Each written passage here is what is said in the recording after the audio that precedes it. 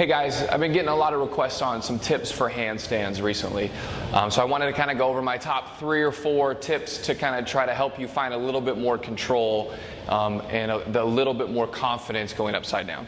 The number one thing that I see a lot in students is their hands and hand placement and what they're doing with their hands. A lot of times what I see is just people try to press their palms or they have their palms as flat against the mat as possible. And what that does is, as you can see right here, with my hands pressing down, I don't have the ability to grip with my fingertips. So if I'm pressing all the way down, the fingertips acts as a brake. So as you go up and over, your fingertips actually pull you back. They bring the shoulders back. They bring the body back. And if my hand is flat against the mat here, I can't grip really with my fingertips. So what you really need is you either need sort of like a bear claw with sort of tenting to the fingers, or what some people find more comfortable is getting the fingertips way up.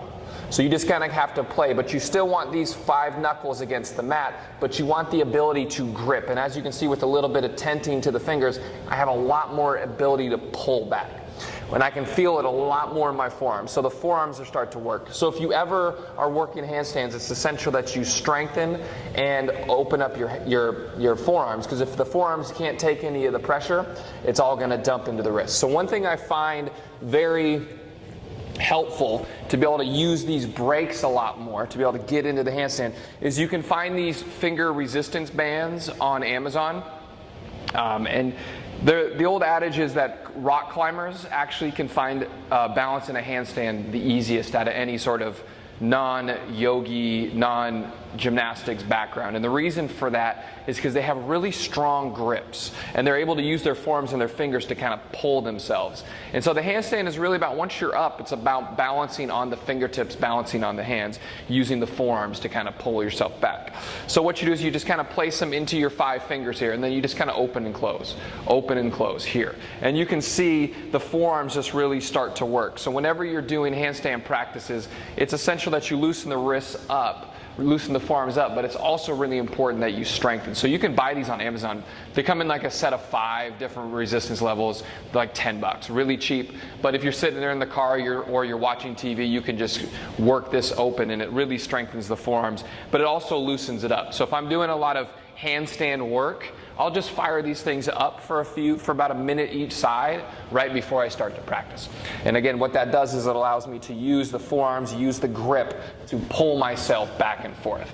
Another thing that I see a lot in a handstand is when they start to come up, their lower back arches, their butt sticks out, their lower ribs flare. So you'll see a lot of this, and what that does is it doesn't allow you either shoot it too far, or the hips can't quite get over the shoulders. In a stacked line, you get this big, huge banana boat.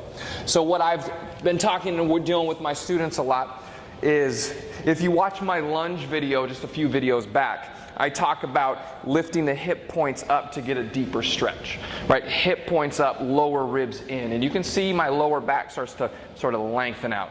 And in that video, we talk about, again, using the lower belly to pull up. And what I would suggest is using that same action before you start your handstand. So as you come into it, again, elbow creases wrap forward. I already start to grip with my fingertips. You can feel your forearms start to activate. And then I'm going to pull the lower belly in and up. And I'm going to keep it there. My lower back is going to stay a little bit straighter. Okay? What that does is it gives you the long spine and the ability to find a little bit of a stack. The next thing that I see, or that I look for a lot, is you need to find balance before you even worry about bringing your legs together. And so that's why I teach the L-shaped handstand. Because what it does, or the L-shape, it's actually more like a V shape. It's not really an L shape. But what you want to do is you want to keep the legs apart, kind of split the legs apart from each other until you find balance, and then bring the legs together. So what I always like to start with is the legs as straight as possible, squeezing the quads, spreading the toes. Hands underneath the shoulders, elbow creases wrap forward. And then I just keep my legs straight, and I just find this shape until I'm comfortable. Because what happens is you see a lot of this, right? And that's where the hips move. Or you see the knees move and the hips move. But what you want is here until you're comfortable, and then slowly bring your legs together. And then when you find that, once you find that balance, it's a lot easier to bring the legs together than it is to try to catch all this momentum, swinging these legs for dear life, hoping to God you can hold it. So what I'd recommend is find that V shape. Just keep working energy out, split the difference. And then my last tip, again, I'll have more videos on all these things kind of combined, but I just wanted to give a quick kind of what I like to do, or what I recommend to people learning how to handstand, is when you're finding your V shape, instead of thinking, I'm going to swing this leg like a pendulum as far as I can, that's where your momentum goes too far. I'm going to lift my standing leg hip crease over my shoulders. So in this case, you can use more momentum to find it, but it keeps the hips a little more level. When the hips go off level, or when the leg goes too far, that's where you fall. Right? So I'm going to come into my L shape. I'm going to square my hips off as much as possible, reach through this leg, squeeze this leg, elbow creases wrap forward, and then instead of I got to swing this leg as far as I can, I'm going to lift this hip crease, my standing leg hip crease, over my shoulders. And then I can use a little bit more momentum, keep my leg straight, hold it here, use my fingers to break. You can see my fingers really starting to move, and then I work my legs together once I'm comfortable. I'm not sitting here going, oh, I'm up, I got to bring my legs together, because you can see I get off balance. Right? And then slowly bring it back down. One more tip. Once I get going, I can't stop. Is a lot of times you need that a little bit more momentum, just a little inch to get yourself back up, right? So one little tip that can help with that is kind of like a swimmer, right? When you swim, you come through and then you flick your hand back. Or you're shooting a jump shot and you flick your wrist, you follow through. Same thing with the handstand. Right? If I just keep this foot straight the whole time, right, I can't get all the way up. But if I flick my foot back, I follow through, I'm able to catch just a little bit of momentum. Not so much momentum that I can't catch myself. It just gives you that extra little oomph to kind of make your way up.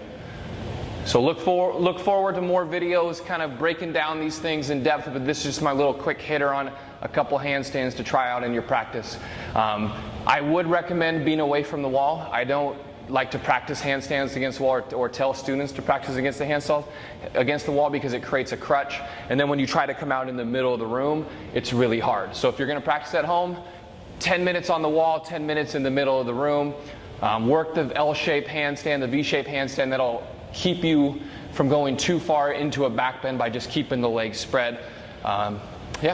Give them a try. Let me know what you think. Namaste.